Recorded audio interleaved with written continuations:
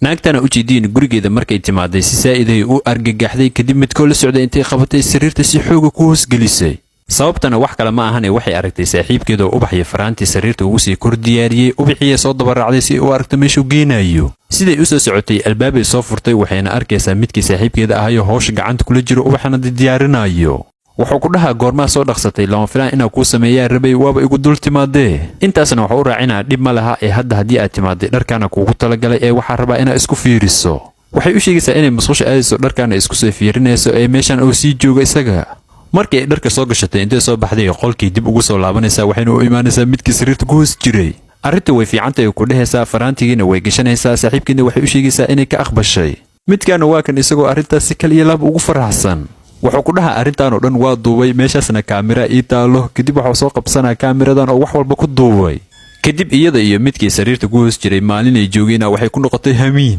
intay ka daftay waxay ku dhehaysaa adiga ma waalantahay muuqaalka hore miyaa ka daawanaysaa saacadda camal lama daawado waxaa la daawadaa maalinta arooska midkaan oo xoogaa maskiin iska ah inuu ka ogolaana wuxuuna arrintaas u arkaa mid weyn intaas kadib markii uu guriga ka tago iyada iyo midkii sariirta ku hoos jiraa waxay bilaabayaan inay duubaan muuqaal kale maadaama uu midkii miimariga qaatay waxay rabtaa inay u beddesho marka uu guriga ku soo laabto laakiin arrinta dhibka u keentaa waxay tahay meeshana waxaa taallay dhalo haddana way ka maqan tahay wax badanay fikirayeen ugu dambayn midkaana qadka ka dhex raadinayo dhalada mid u eg ugu dambayn way heleen tukaani intay soo aadaan gabadhii joogta waxay ku dhahayaan bahasha camalaa rabnaayo ma heesaa kuwaa nasiib xumadii ay ka bateen bahashaas hal xabaa ka taalay halkii xabana naag duqaha ugu hormartay waxay ka codsanayaan inay bahasha siiso laakiin iyadu way ka diidaysaa waxayna u sheegaysaa bahashan inay wakhti aad u badan raadinaysay ugu dambayn markii ay wax walba ku kari waayeen waxay ku dhehaysaa waxaa ku siinaynaa $500 bahashana si muuqaala ku duubanaynaa waanu kuu soo celinaynaa waxay taagan tahay baashii waa iga jebinaysiin ma idinku aaminayo waa idin dabaraaca ugu dambayn dhalada meesheedii way ku soo celiyeen duqdana waxay taagan tahay haddaba waa kuu sheegay jabyar haddaa ka jebisid waa gadee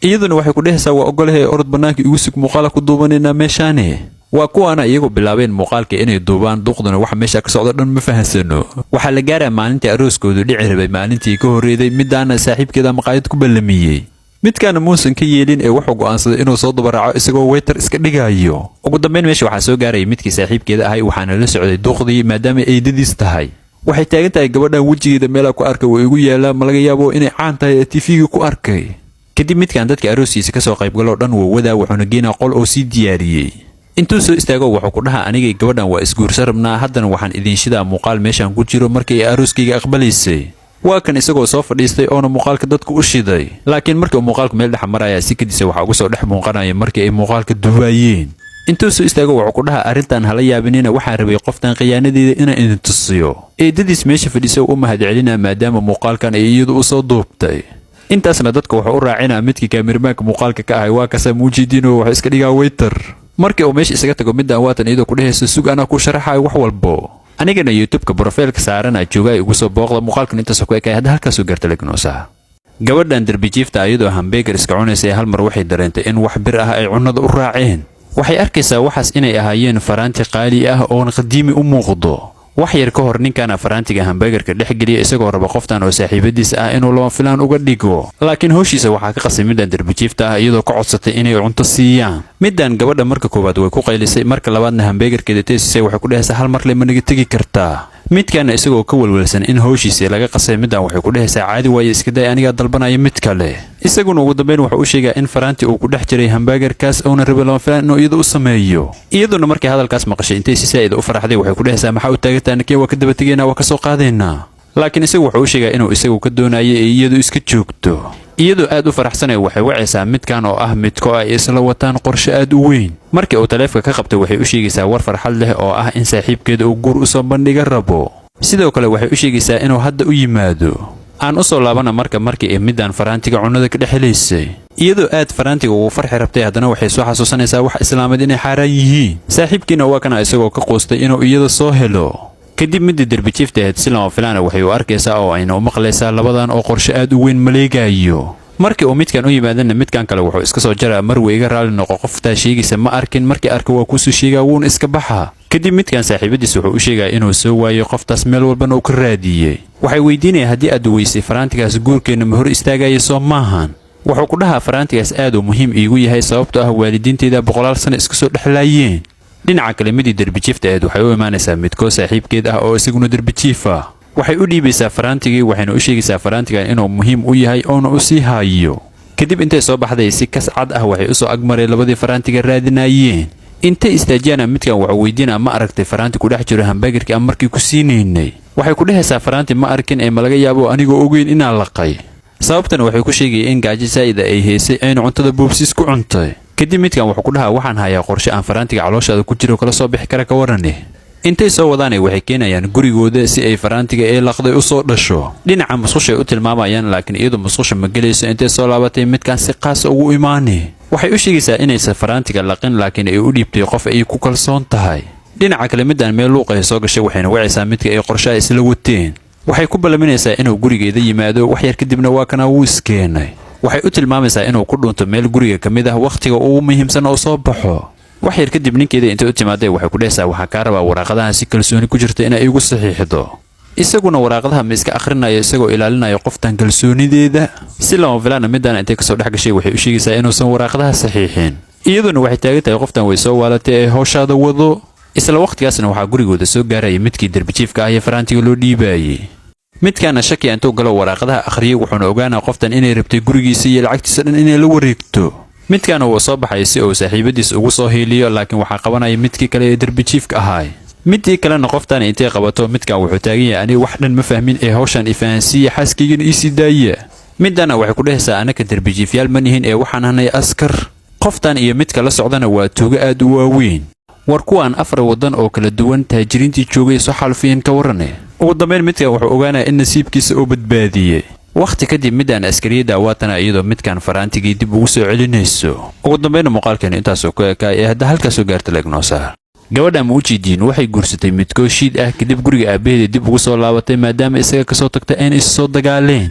aabbaheed wuxuu ku dhahaa waa sii ogaay in waxaan kugu soo dhacayaan soo ma ku dhihin gurigan iska joog wax walba waad ka helaysaa. dhinaca kale midkii waa kana isagoo ka fikirayay siduu qoftaas ku soo ceesha lahay kadib waxaa ku soo dhacayo qorshe waali ah. hooyadiis oo waayeela intuu u yimaado wuxuu ku dhahaa waa inaad raadsataa guri ay leeyihiin dad taajiriina si aad shaqo uga hesho. anigana aan lacag kaaga helo si aan xaaskayga u soo ceshto. laakiin iyadu waxay ku dhehaysaa ilaayo intii aan intaa kula soo ekeysiinaya soo shaqaynaya waa daalanaha waa inaan nastaa. wuxuu ku dhahaa haddii aad arrintan diidid ma sii joogi doontid gurigan waa kaa buri doonaa. iyaduna maadaama aysan rabin wiilkeedu inay ka tago way iska baxee. dhinaca kale midaan iyadoo aabbaheeda iskala sheekaysanaysa albaabka lagu soo garaaca markii ay furtana waxay arkaysaa midkaan oo rabo inuu dib u ceshto. aabbaheeda wuxuu ku dhahaa gabadhaydu meeshaan ma ka tegayso mana kuu raacayso godka adiga ku nooshahay. wuxuu taagan yahay arrintaas ka walwalin hooyaday guriga way ka tagtay shaqayna bilowday labadeena keliya ku soo harayno. laakiin odagu ma ka yeelayo wuxuu ku dhahaa adigu waa inaad shaqaysaa aana siisaa gabadhayda wax walba ay u baahan tahay.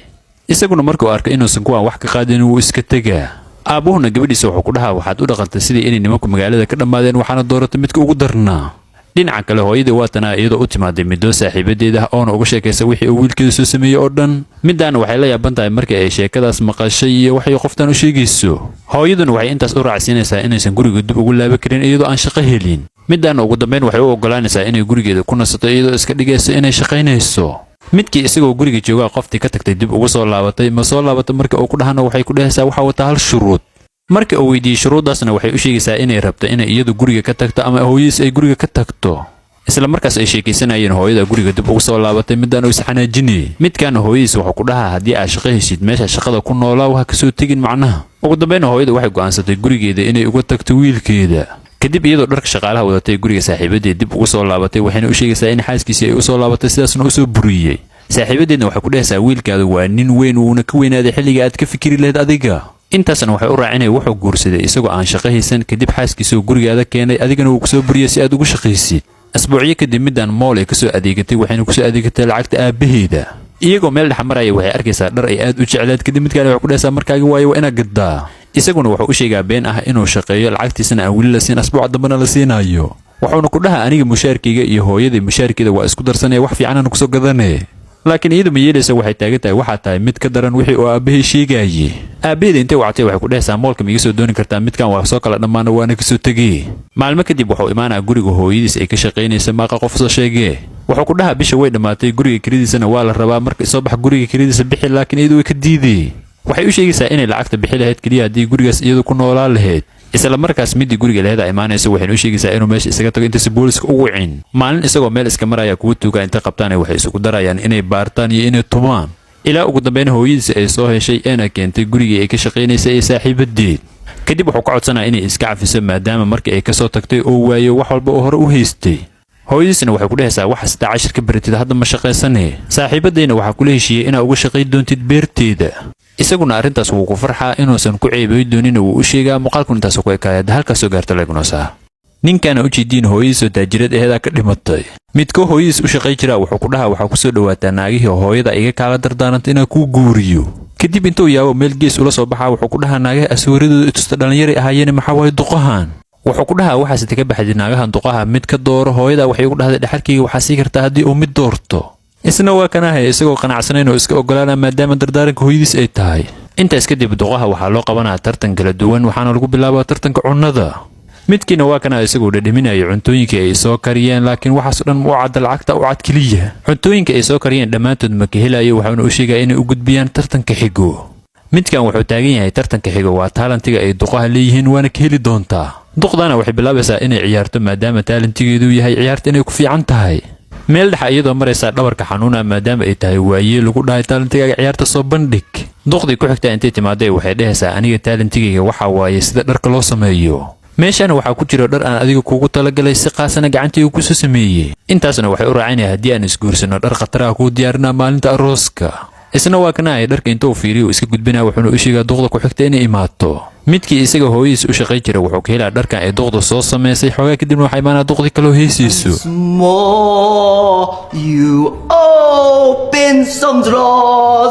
mar kale midkii hooyadiis u shaqaynaya wuu ka helaa duqda siday u haystay laakiin isagu ma ka helayo meeshan xanaaq dartiisa uga soo tegaa.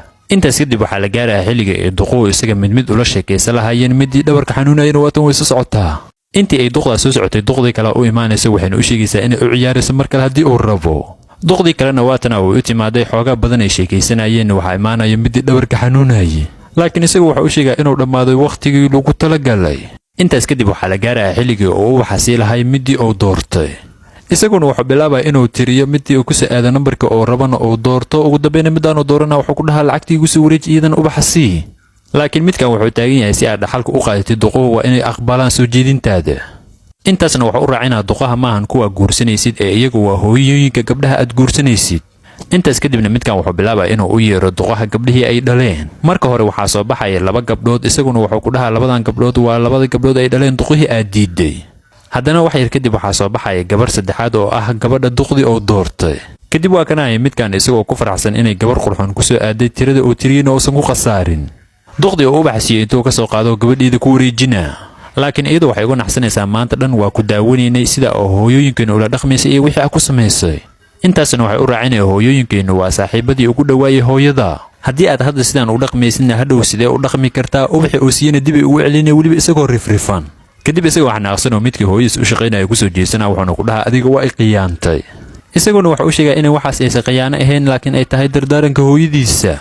wuxuuna uga naxsanaa hooyada waxay ka dardaarantaa haddii arrintan ku fashilanto inaa saaxiibadii duqaha lacagta u qaybiyo. lacagtaasna waxay gaaraysaa qiyaastii 12 milyan isaguna wuu yaabaa duqahana waxay bilaabayaan inay dabaaldegaan. ugu dambayna muuqaalkeenu intaasoo ku ekaa iyo hadda halkaasoo gaarta leegnoosa. soo dhawaada wiilkana u jeediin wuxuu soo watay gabadhan oo ah saaxiibadiisa laakiin isaga hooyadiisa ma ka helayso qoftan. dadkii maqaayada joogay oo dhan oo soo fiirinayay waxay bilaabaysaa inay gabadha ku eedeyso inay u socoto wiilkeeda lacagtiisa oo keliya. wiilkeedu intuu arrintaas ka xanaaqo wuxuu ka codsanaa inay gabadha raali geliso laakiin iyadu waxay ku dhehaysaa adiga ma ii fahmaysid qoftan inaa kaa difaaca keliya raba aniga. intay soo baxday waxay u timaaday iyadoo hooyadeeda kadib waxay ku dhehaysaa wiilka ayeeyada u tahay maanta anigoo gabar kale iga doorta ka waran. ayeeyadu waxay u sheegaysaa in wiilkeedu uu difaacanaya saaxiibadiisa. iyaduna waxay ku dhehaysaa anigana waxaa difaacanaya wiilkayga oo ah midka keliyahan dhalay. kadib iyagoo wada sheekaysanaya hooyada wax ku soo dhacayo waxay dhehaysaa waxaan hayaa qorshe aan ku tijaabinayo midaas inay wiilkayga daacad u tahay in kale. waxaana rabaa in wiilkayga uu indhihiisa ku arko qoftan inay keliya u socoto lacagta. waxay bilaabaysaa inay wacdo midkoo ay saaxiibo ahaayeen oo is yaqaaneen si ay qorshe weyn u diyaariso. midkii ay la hadlaysa waa kana si toosa gabadhii ugu imaaday wuxuuna bilaabaa inuu sheeko u bilaabo laakiin iyadu waxay tusaysaa faraantiga gacanteeda ugu jira waxayna u sheegaysaa inay mar dhow guursanayso oo ka raali noqdo. hooyadiina waatana iyadoo maanta dhan joornaal isku qorinaysay oona meeshaan kala socotay waxaas. maalin kale iyadoo qorshe kala wadatay intay soo baxday waxay imaanaysaa gabadha gurigeeda. waxay ku dhehaysaa wiilkayga alaabtan u soo diyaariyey ee ugey waxaan rabaa inuu iska kay cafiyo. markii ay sii bixaysay si kasay lacag dhulka ugu tuurtay iyadoo rabta inay dabin diyaariso. hooyadeeda intii u timaaday waxay ku dhehaysaa midaas qorsheana u dhiga way ku dhacday muujeedida way qaadatay lacagtii aan dhulka ku tuuray. iyada oo faraxsan iyo ayeeyada oo ka murugsan arrintaas ayaa hal mar albaabka lagu soo garaacay. albaabka markay furto nasiib xumadeeda waxay arkaysaa gabadhii oo u soo celisay lacagta ay dabinka ku dhigtay. waxay weydiinay oo safarkaas dheer maxaa u soo gashay inaad lacagta aniga ii keento. haahay ku dhehaysaa waxaas familku isku sameeyaan. intaas kadib markii ay baxday ayeeyadu arrintaas way ku faraxday, waxayna gabadheedu ku dhehaysaa hadda waxaa loo baahan yahay inaad quusato. ugu dambeyn hooyadu waxay bilaabaysaa inay samaydo qorshihii ugu dambeeyey iyadoo midaan qado ku ballamisay. waxay ku dhehaysaa boorsadan u jeedid waxaa ku jiro lacag gaadhaysa $1 milyan ay qaado, wiilkaygina waxaa ka rabaa inaad faraha kala baxdo. iyaduna intay ku dhahdo ma waxay kula noqotay ina aniga igada karto ayay iyadoo xanaaqsan meesha isaga tagtay. siday u soo socotay si toosa midkii saaxiibkeeda ahay ugu timaaday, intay faraantigiisa dib ugu celisay waxay ku dhehaysaa arrintaa ma sii soco karto. sababtana waxay ku sheegaysaa inaysan hooyadiisa arrintaa ogoleen. intaas kadib midkan waa kana isagoo ka murugaysan qofka sidaas u galayo inay tahay hooyadiisa. maalin kale hooyadiis intay soo baxday gurigiisa ugu timaaday si ay cunno u siiso. waxay ku dhehaysaa aaway jijintii aan kugu dhahay ayeeyada u soo sameey, isaguna waxa uu sheegay inuu saaxiibadiis u soo dhiibay iyaduna ay u samaynayso. kadib hooyadu arrintaas markay maqashay intay xanaaqday waxay ku dhehaysaa sidee ugu dhiibi kartaa ka waran haddii ay xaddo. kadib intay soo baxday meesheeda si toos ugu timaaday maadaama ay taqaanay si ay jijinteeda ugu qaadato. waxay ku dhehaysaa isdeji aniga jijintaada maalan kaa xadin ee waa lagu samaynayo waatan ahay naga qabso. laakiin arrin la yaab leh hooyadu meesha ku ogaanaysa oo ah midaan inay leedahay kambaniga meeshan ku yaallo. kadib waxay taagan tahay makuu malaynayn inaad sidaas tahay, waxaa u malaynaya inaad wiilkayga lacagle u daba socoto. waxay ku dhehaysaa aniga wiilkaaga lacag ma u daba socon ee waa jeclaay adiga aan ugu soo degdegayso maahan. intaas kadib iyadu way iska cafinaysaa maadaama ay ka codsatay inay iska cafiso. intaas kadib hooyadu waxay dib ugu soo laabatay guriga wiilkeeda. markii uu weydiiyey waxa ay meesha ka samaynaysana waxay ku dhehaysaa waxaa rabaa inaad iska kay cafiso wixii aan kugu sameeyey oo dhan. isla markaasna haddana waxaa albaabka ka soo galaya midii saaxiibadiisa ahayd, arrintaasna si kaliya laba ugu farxa. ugu dambayna muuqaalkan intaasoo ku ekaay ee hadda halkaa soo gaarta legnoosa. gabadhaana u jeediin waxay diiday ninkan oo faraanti u keenay inay guursato. kadib waxay dantu ku qasabtay inay ku biirto kuwa basketboolka ciyaaro oo foodadii ka bateen. ninkan markii uu faraantiga u keenay way ka diiday, laakiin wuxuu isku dayay inuu si xooga ugu geliyo meel agtooda ah kuwa ku ciyaaraya banooni ka soo baxsanaya kadib iyagoo ku soo duldhaca. midaana mashquulka seerka ay ka faa'iidaysatay kadib meesha dhan isaga carartay. waatana iyadoo isku dayaysa inay korto siliga banooniga meesha ay ku ciyaarayeen. kuwaan markay arkeen gabar garoonka soo koraysa iyadoo kasoo dhici rabtaa waxaa badbaadinayo iyaga tababarahooda, iyada oo ka codsanaysa inay caawiyaan midkan oo daba socday oona tartiibkiisa albaabka ka soo gala ka daba imaanayo. wuxuu ku dhaha gabadhaas ma u jeediiniyo aniga waa isguursanay marka noo hambalyeeya iyana soo fasaxa. intaasna wuxuu u raacinaa dhibaato yar lee dhexdeena taallo. macalinku wuu ka diidaya inuu ku soo wareejiyo, kadib wuxuu weydiinaya haddii aad iga fiiri weyntahay maxaa u malaysaa inaa ka cabsanayo. isaguna waa kanahaya tartiibkiisa kuwii ardadiisa ahay oo ku soo fasaxa, iyaguna way foodaynayaan waxayna ka dhigayaan inuu meesha isaga cararo. intaas kadib macalinku iyada wuxuu ku dhahaa welwelin kuwaasaa waxay ku gey doonaan gurigaaga weliba si ammaan ah. laakiin iyadu waxay u sheegaysaa gebi ahaanba inaysan haysan guri ay leedahay ay dib ugu laabato. sidaas darteeda kuwii ciyaartooda ahaya waxay u soo raaceen gurigii ay ku noolaayeen. wax yar kadib macalinkaa imaanayo, iyadana intuu soo wado wuxuu keenaa qolkii uu isagu seexa jiray. furahu intuu ku wareejiyo wuxuu ku dhahaa caawa meeshaana seexane berri 12 bar markaa soo kacana waxaa ku wanaagsan inaad baxdo. subaxdii markii ay soo kacdo waxay arkaysaa kuwii ciyaartooyda ahaayoo sariirteeda kasoo buuxsameen. waxay ku dhahayaan waxaa kuu keena kofey maadaama nugu soo biirtay tiimkeenana aad ka mid tahay. mar kale waatana iyadoo maqneed oo guriga dib ugu soo laabatay waxayna arkaysaa arrin ka yaabisay. arrintaasna wax kale maahan kuwii ciyaartooyda ay dhan waxay soo qaateen faraantiyo waxayna rabaan mid ka mid a inay doorato. laakiin wax yar kadib kuwa meesha way isaga tegayeen kadib marka uu macalinkooda imaaday kuna qiiliyey. sidoo kale midaan gurigiisa uu ka soo ceeriyey iyaduna ma taqaana meeli aado waxay istaajisanaysaa taksi waddada maraaye. gaariga markii ay soo korto darawalka waxay u sheegaysaa inaysan aqoonin meelay aado. laakiin darawalku wuxuu ku noqonaa midkii ay markii koowaad ka soo cararaysay wuxuu ku dhahaa haddii aadan aqoonin meelay aado aniga aqaano. waxay isku dayaysaa mar kale inay fakato laakiin mar rabo midkan daaqadaha xirtay. isagoo raba gaariga inuu kaxeeyo nasiib xumadiisa wuxuu arkaa midkii macalinka ahayoo hortiisa taagan. kadib intuu soo dego labadooda waxay bilaabayaan inay isdagaalaan. midaana fursadaasay ka faa'iidaysatay gaariga intay gashay waxay kasoo degsanaysaa burus. midkii oo sii jeeday fursad ku heshay intay gadaal ka soo martay buruska madaxa ugu dhufatay. markii uu arka kuwan inay ka badan yihiin ayna ku goobanayaan meesha isaga cararaa weliba isagoo u booteynayo. kuwii ciyaartooyda ahayna waa kuwana iyagoo u qori tuurayo mid iyaga ka mid ah si ay uga dhigaan qoftaas inay isaga keligiis jeclaato. ugu dambayna muuqaalkan intaas ma ku ekeena qaybta labaad waa soo wadaa insha allah hadda halkaas soo gaarta legnoosa.